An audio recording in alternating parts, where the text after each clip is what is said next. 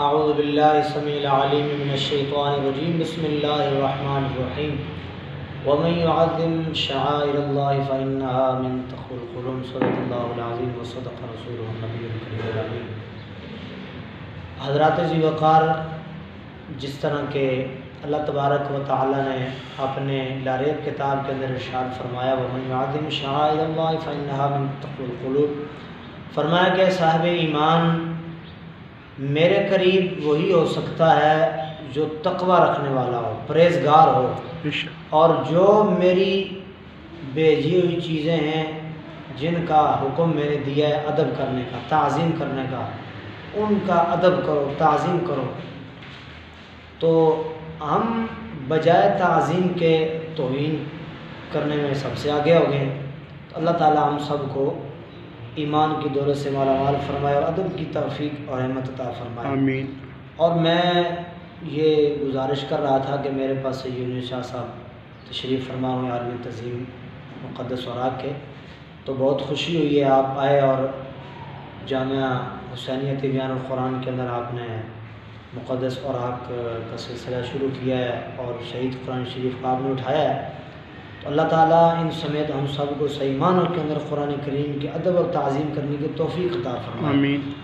اب گزارش یہ ہے کہ تمام علماء کرام امت مسلمہ سے یہ نہیں ہے کہ ہم یا تنظیم یا کوئی بندہ بھی اس کے اندر حصہ لے۔ یقیناً ہم نے کلمہ پڑھا ہے، ہم سب قرآن کو پڑھنے والے ہیں، سمجھنے والے ہیں، ماننے والے ہیں، عمل کرنے والے ہیں۔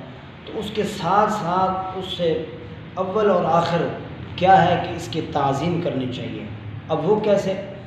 اب اخبار گلیوں میں پڑی ہوئی ہے اور اس کے اوپر اگر قرآن کی آیت کا ترجمہ نہیں، اللہ اور اس کے حبیب صلی اللہ تعالیٰ علیہ وسلم کا اسم گرامی ضرور ہوگا، بے شک۔ اب یہ ہمیں کرنا چاہیے کہ جہاں بھی ہم جائیں اپنی نگاہوں کو نیچے کریں گے تو یقیناً ہمیں نام مبارک زمین سے لازمی ملے گا۔ اب ہم اس کو اٹھائیں گے، ہمارے دنیا بھی سنور جائے گی، ہماری قبر بھی سنور جائے گی، ہمارا جو آخر والا معاملہ ہے بروز قیامت والا محشر کے اندر جو میدان لگنا ہے اس کے اندر اللہ تعالیٰ ہمیں کامیاب فرمائے گا۔ تب فرمائے گا کہ ہم تعظیم کریں گے جس کا حکم اللہ نے ہمیں دیا ہے۔